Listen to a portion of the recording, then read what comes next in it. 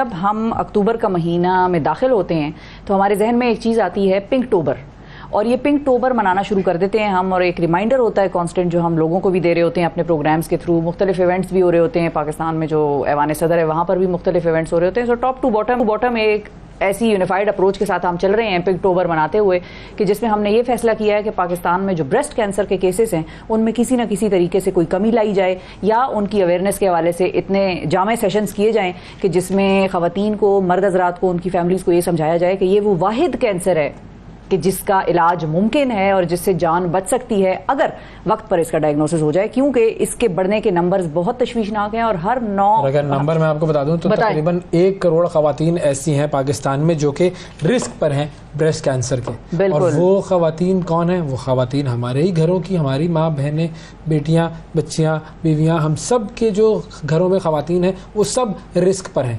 1 करोड़ खवातीन को ये रिस्क है और हमने उस रिस्क को कम से कम करना है। और आज हम इसी हवाले से बात करेंगे। ये पूरा महीना जो है वो ब्रेस्ट कैंसर अवेयरनेस की का महीना है। ब्रेस्ट कैंसर के हवाले से, आगाही के हवाले से बात होती रहेगी। उमर आफ्ताब साहब जो कि सरबराह हैं पिंक रिबन के, उनसे हम बात करते हैं, हमारे साथ मौजूद हैं। वालेकुम सर। अस्सलामुअलैकुम जी, थैंक यू वेरी मच। बहुत शुक्रिया सर, आपने वक्त निकाला। सबसे पहले तो इस साल का जो पिंक टोबर है उसकी कोई खास थीम, कोई स्पेशल मैसेज जो इस साल हम बार बार लोगों को देने की कोशिश करें और लोगों को समझाएं, वो क्या है?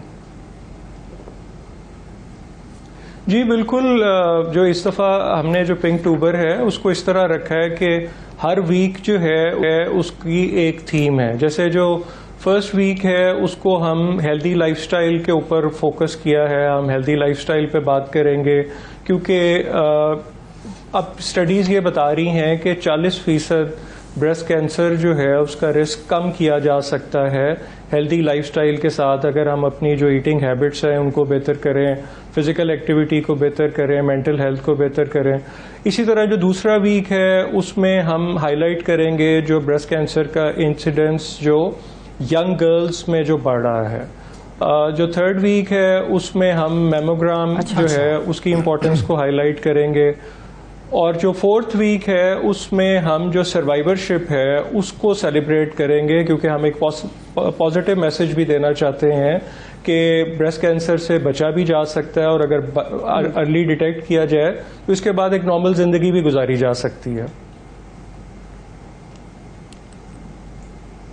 सही, तो ये 4 आपके ब्रॉड एरियाज हैं जो इस महीने हम जिसके ऊपर लोगों को आगाही देते रहेंगे। अच्छा, कुछ अगर नंबर्स हमारे साथ आप लेटेस्ट शेयर कर सके। एक बात तो हमने बताई अपने नाजरीन को कि 1 करोड़ खवातीन ऐसी हैं जो कि रिस्क पर हैं, लेकिन कोई और नंबर्स हैं जो कि हमें बता सकें कि कितना प्रेवलेंट है ये मामला और कितनी खवातीन ऐसी हैं जो कि मौत के मुँह में चले जाती हैं सिर्फ इसलिए कि उनका डायग्नोसिस नहीं हुआ था?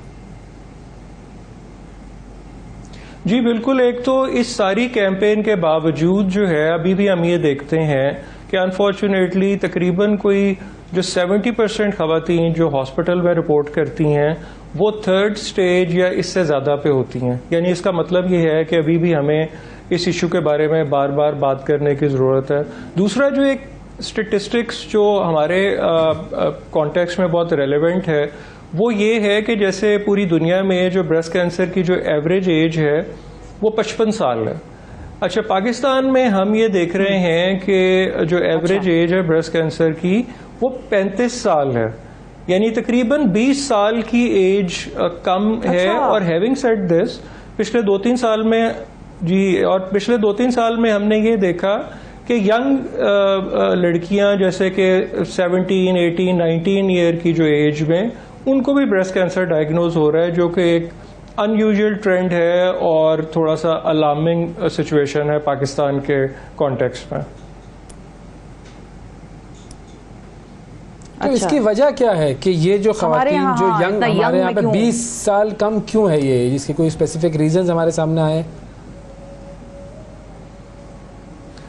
जी देखिए, जो इसमें ये ज़्यादा अलार्मिंग इसलिए है कि जो नॉन रिस्क फैक्टर हैं, जैसे कि ये कि कोई फैमिली हिस्ट्री होना या और ब्रेस्ट फीडिंग का ना कराना या कॉन्ट्रासेप्टिव्स का ज़्यादा इस्तेमाल करना। अच्छा, ये जो यंग बच्चियां हैं इनमें हम देख रहे हैं कि इस तरह का कोई रिस्क फैक्टर जो है वो नहीं है। जो इसमें जो एक चीज़ वही अगेन बात जो है वो ये है कि जो हम खुराक इस्तेमाल कर रहे हैं, अनफॉर्चुनेटली जो ऐसी खुराक जिसमें कि स्टीरॉइड्स मिले हुए हैं, जिसमें हार्मोन्स हैं और बहुत सारे ऐसे जो प्रिजर्वेटिव्स हमारे यहाँ खुराक में यूज़ हो रहे हैं, जो कलर्स यूज़ हो रहे हैं, जो आर्टिफिशियल ऐसी चीज़ें उनकी। अच्छा, मैं और अगर आप के देखने वालों के लिए अगर इसको मैं और क्विक कंपैरिजन में आपको एक बताऊं कि जैसे पाकिस्तान में जो रिस्क है वो हर 9 में से 1 खातून को है, और इंडिया में जो ये रिस्क है वो 22 में से 1 को है। यानी कि हम एक ही खित्ते के लोग, एक ही तरह के लोग, एक ही जीन्स के लोग, तो क्या वजह ऐसी हुई कि हमारे यहाँ ये जो रिस्क है ये तकरीबन 3 गुना बढ़ गया। उसकी वजह कि जो हम पोल्ट्री खा रहे हैं, जो हम दूध इस्तेमाल कर रहे हैं, जो उसको स्टीरॉइड्स के जो इंजेक्शन लगाए जा रहे हैं वो हालांकि बैन है। आपने उसके ऊपर कुछ अर्सा पहले सुप्रीम कोर्ट में इस इशू को उठाया, वहाँ पे उसको चीज़ों को इनको बैन भी किया गया, बट अनफॉर्चुनेटली आज के दिन भी हम ये देख रहे हैं कि जो हमारी जो खुराक है उसमें जो इम्प्योरिटीज़, अब ये जो स्टीरॉइड्स और हार्मोन्स जो यूज़ होते हैं दूध में या चिकन में या जानवर को बड़ा करने में, ये ह्यूमन हेल्थ के लिए तो नुकसानदेह हैं, ये फीमेल हेल्थ के लिए डायरेक्टली नुकसानदेह हैं। क्योंकि आप अगर आजकल देखें तो अगर आप 20 साल पहले में और आज में देखें तो जो हार्मोनल इश्यूज हैं वो आजकल हमारी यंग बच्चियों में और खवातीन में हार्मोनल इश्यूज जो हैं वो बहुत ज़्यादा बढ़ गए हैं। और जो हार्मोन्स जो हैं तो ये एस्ट्रोजन लेवल पे ना खवातीन दूध पीना छोड़ सकती हैं और ना हम मुर्गी छोड़ सकते हैं। और हम ये भी जानते हैं कि पाकिस्तान में किसी चीज़ पर बैन लगने का भी मतलब ये नहीं है कि वो हतमी तौर पर पाकिस्तान से बैन हो गई। वो चीज़ें इस्तेमाल होती रहती हैं। बैन तो यहाँ पर प्लास्टिक बैग्स भी मैं अक्सर कहती हूँ कि होते रहते हैं और हर हुकूमत आके करती है, फिर अगली हुकूमत को आके बैन करना पड़ता है। तो अब खवातीन फिर अपनी ग़िज़ा का और उस तरह से किस तरह से ये ख्याल रखें और क्या करें, खाना भी नहीं छोड़ दें? देखिए, मुझे ये लगता है जब हमने ये कैंपेन शुरू की थी ना तो उस वक्त भी हमें ये था कि हमें खौफ नहीं सिर्फ पैदा करना चाहते थे, बल्कि हम ये चाहते थे कि साथ साथ ट्रीटमेंट फैसिलिटीज़ भी अवेलेबल हों, डायग्नोस्टिक फैसिलिटीज़ भी अवेलेबल हों। अब इस बात को भी हाईलाइट करने का मकसद ये है कि देखें, मार्केट जो है वो डिमांड से चलती है ना। अगर लोग कम से कम इस बात पे अवेयर हों कि वो जो खुराक ले रहे हैं उस पे बार बार बात करें, उस पे जिस वेंडर से ले रहे हैं, जिस दूध वाले से ले रहे हैं, अगर ये बात को हम कम से कम, मतलब ये बिल्कुल एक मुश्किल बात है कि हम कैसे क्या खाएं। हर बंदा तो अपना फार्म हाउस नहीं बना सकता कि वो अपनी सारी चीजें जो है वो खुद प्रोड्यूस कर ले, लेकिन कम से कम हम इस इशू पे एक डिमांड बेस्ड अप्रोच पे तो जा सकते हैं ना, कि अगर हर बंदा, अगर मैं और आप अपना जो दूध वाला है उसको इस बात पे जो है वो अकाउंटेबल करें, हम चिकन वाले को अकाउंटेबल करें, तो मुझे लगता है कि बहरहाल ये मुश्किल बात है। लेकिन देखें, अगर हमें अपनी पूरी कौम की सेहत का ख्याल रखना है तो हमें बहरहाल ये वाले स्टेप्स जो हैं वो लेने होंगे। और खुराक से कैंसर ओवरऑल पाकिस्तान में हर साल तकरीबन कोई 14-15% के करीब अनफॉर्चुनेटली बढ़ रहा है, और इसमें बिल्कुल खुराक का बहुत बड़ा रोल है। अच्छा सर, ये बताइए जो आपने बात की कि जी हम जब कहते हैं कि जी अर्ली स्टेजेस में डिटेक्ट हो गया तो वो ट्रीटेबल होता है, लेटर स्टेजेस में ज़ाहिर है वो ट्रीटेबल नहीं होता, तो ये जो स्टेजेस हैं ये कितनी हैं और कौन कौन सी है? थोड़ा सा अगर मुख्तसरन हमें एलाबोरेट कर सकें इस चीज़ को कि ये क्या क्या है।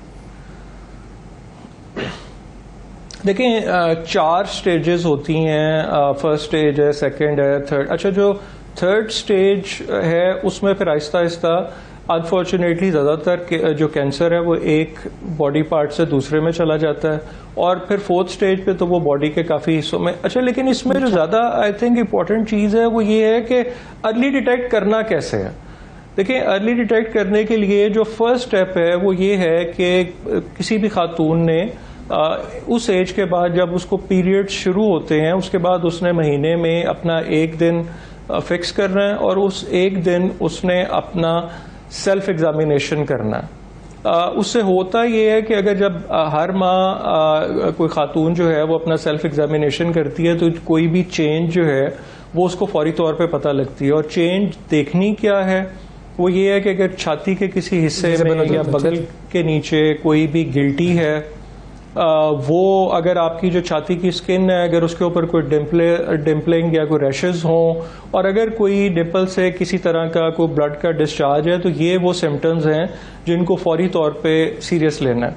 अच्छा, दूसरा जो स्टेप है वो ये सेल्फ एग्जामिनेशन के बाद के 20 साल की एज के बाद कम से कम 2 से 3 साल में एक दफ़ा आप अगर अपना डॉक्टर से मुआयना कराएं, और वो डॉक्टर कोई भी गायनाकोलॉजिस्ट, कोई भी जनरल फीमेल डॉक्टर जो है वो हो सकती है।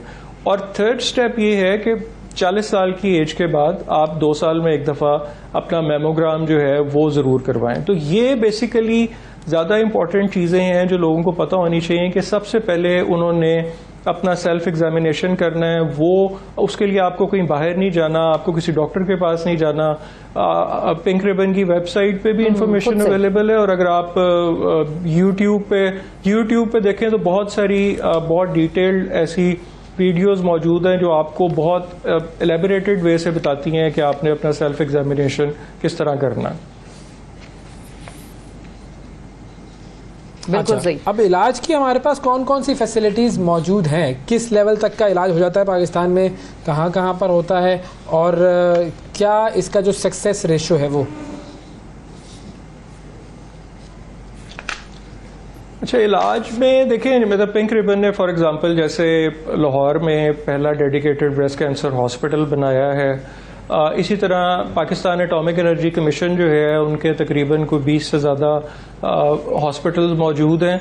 लेकिन इस चीज़ में जो इम्पोर्टेंट बात हाईलाइट करने की है वो ये है कि ख़वातीन का घर से निकल के हॉस्पिटल जाना, ये जितनी हम कैंपेन कर रहे हैं, ठीक है, इस पे बात होनी शुरू हो गई है, पहले बात नहीं होती थी इसको, लेकिन अभी भी हम थोड़ा सा इस बात पे अभी तक थोड़ी सी मुश्किल देख रहे हैं कि वो जो हमने ये एक्शन में कन्वर्ट करना है इस सारी गुफ्तगू को कि ख़वातीन को जब कोई सिम्टम हो वो फौरी तौर पे हॉस्पिटल जाएं, वो अभी अनफॉर्चुनेटली नहीं हो पा रहा। फैसिलिटीज़ अवेलेबल हैं, बड़े शहरों में अवेलेबल हैं।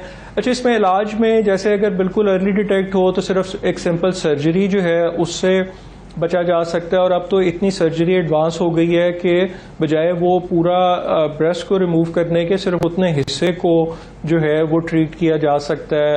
अगर ब्रेस्ट रिमूव करनी पड़े तो रिकंस्ट्रक्शन भी जो है वो भी अब अवेलेबल है, वो भी हो जाती है। उसके अलावा फिर जैसे रेडिएशन है, फिर कीमोथेरेपी है। कीमोथेरेपी, अच्छा, अब कीमो जो है एक तो ये कि एक्सपेंसिव बहुत है। अगर हर्सेप्टिन के फॉर एग्जांपल कोई 15 से 18 किसी को डोजेज लगने हैं तो इसका मतलब ये है कि तकरीबन को 10-12 लाख रुपए का एक्सपेंस हो जाता है। तो फैसिलिटीज़ तो अवेलेबल हैं, लेकिन बार बार इस बात को हाईलाइट करने का, अर्ली डिटेक्शन पे बात करने का मकसद ये है कि अगर इसको अर्ली डिटेक्ट किया जाए तो वो शायद बिल्कुल किसी छोटी सी एक सर्जरी से ही जान बचाई जा सकती है, बजाय ये कि उसको लेट करके और कीमो के और रेडिएशन के तकलीफदेह अमल से गुजरना पड़े।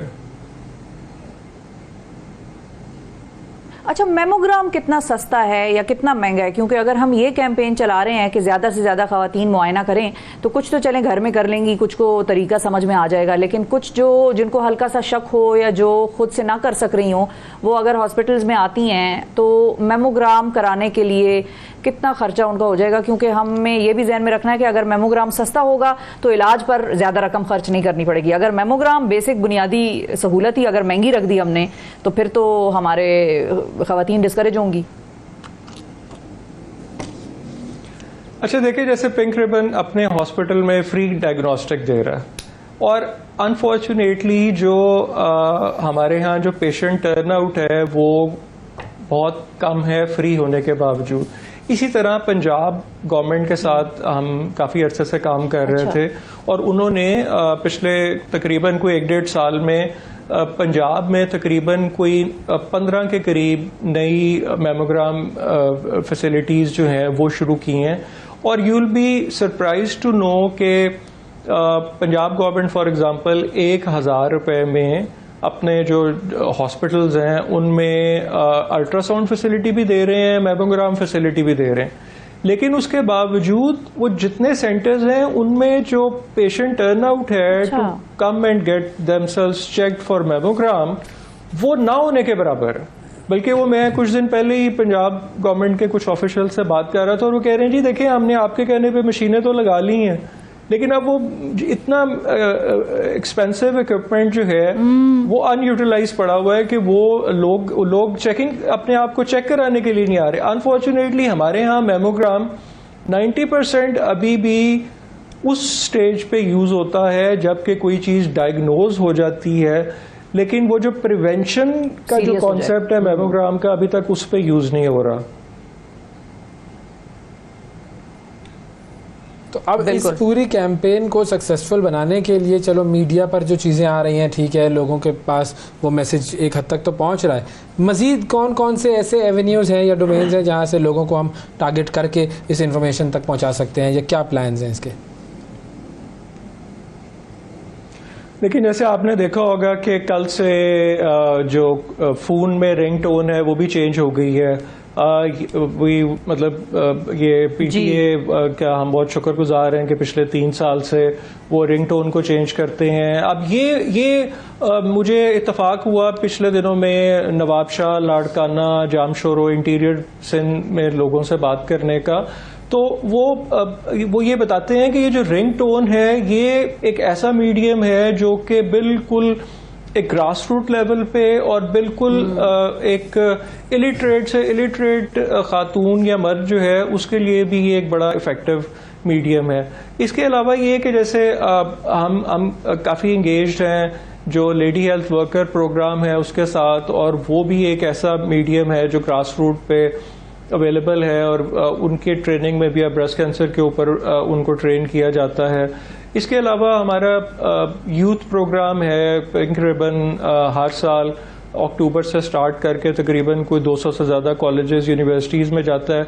और हमने ये देखा है कि ये जो हमारा जो यूथ प्रोग्राम है ये भी एक बहुत इफेक्टिव मीडियम है। एक तो यंग जो लड़कियां हैं उनको इस इशू के ऊपर सेंसिटाइज करने में जो है वो आसानी होती है, और दूसरा ये कि वी हैव सीन के उनके थ्रू हम उनके जो हाउस होल्ड है यानी उनकी जो मदर और खाला फुप्पो घर की जो और ख़वातीन हैं उन तक भी ये मैसेज जो है ये पहुंचता है। और हम अभी भी इसी तरह की बहुत सारी मल्टीपल चीज़ें नेशन वाइड कर रहे हैं, कराची से पेशावर तक कर रहे हैं। हम इस साल हमारा टारगेट ये है कि हमने कोई 300 के करीब जो कॉलेजेस यूनिवर्सिटीज़ अक्रॉस पाकिस्तान में उनमें जाना है, और तकरीबन कोई 2 लाख से ज़्यादा जो यंग स्टूडेंट्स हैं उनको हमने इंशाल्लाह इस साल टारगेट कर रहे हैं। तो बिल्कुल इस इशू को बार बार हर जगह पे हाईलाइट करने की ज़रूरत है ताकि अभी भी ये जो ख़वातीन जो 3rd स्टेज पे हम देख रहे हैं कि आ रही हैं, हमने इसको बिल्कुल कन्वर्ट करना है उसमें कि बिल्कुल अर्ली सिम्टम के साथ जब तक ख़वातीन डॉक्टर पे प्रेजेंट नहीं होती। इंशाल्लाह जी बहुत बड़ा कॉज है ये और सबको इसका साथ भी देना चाहिए। और सबसे इम्पोर्टेंट चीज़ ये है कि अगर आपने अपने आप को बचाना है, अपने ख़वातीन को बचाना है तो फिर आगे बढ़ना ही पड़ेगा। बहुत शुक्रिया अदा करेंगे। उमर साहब हमारे साथ मौजूद थे, सरबराह पिंक रिबन।